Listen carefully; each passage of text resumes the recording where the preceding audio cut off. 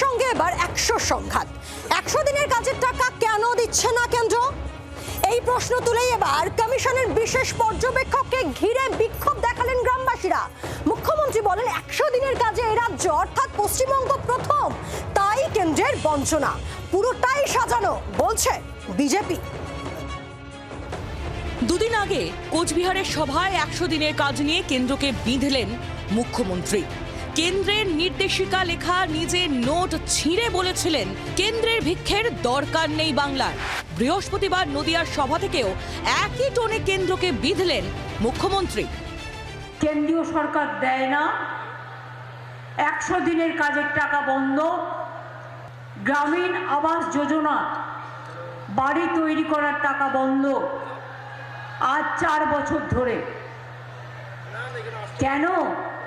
কারণ বাংলা প্রথম হয়েছিল, যে ভালো কাজ করে সে পাবে 0, আর ডাবল ইঞ্জিন সরকার বিজেপি হবে কোটি কোটি টাকাতে পূর্ণ।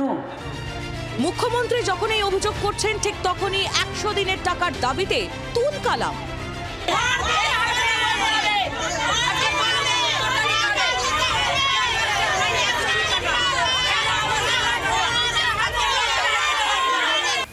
দক্ষিণ 24 পরগনার ফলতার দেবীপুরে ক্ষোভের মুখে নির্বাচন কমিশনের বিশেষ পর্যবেক্ষক।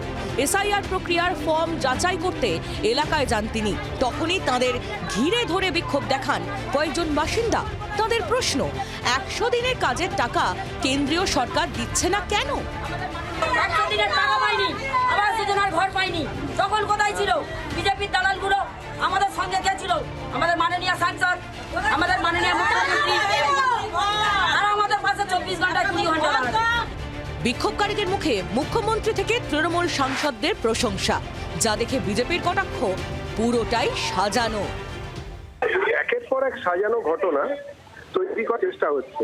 যারা এই ধরনের কাজে মদত দিচ্ছেন সবাইরই মনে রাখা উচিত যে এইভাবে পশ্চিমবঙ্গের মানুষের মুখ ঘুরিয়ে দেওয়া যাবে না। ভোটের স্বার্থে বিভাজনের চেষ্টা হচ্ছে এমন অভিযোগও তুলেছে বিজেপি। আজকে তৃণমূলের কোনো লোক যদি আজকে কাশ্মীর গেছে বা উত্তরপ্রদেশ গেছে, তাদেরকে কখনো কিছু করা হয় না। সসম্মানে প্রত্যেকের একটা গণতান্ত্রিক অধিকার রয়েছে। কিন্তু এই পশ্চিমবাংলা এমন একটা জায়গায় পৌঁছেছে যে বাইরের মানুষ এখানে ঢুকতে পারবে না। বাঙালি অবাঙালিকে একটা বিভেদ তৈরি করে দেওয়ার চেষ্টা করা হয়েছে শুধুমাত্র ভোটের স্বার্থে। তৃণমূলের বক্তব্য সবটাই বঞ্চনা নিয়ে ক্ষোভের বহিঃপ্রকাশ।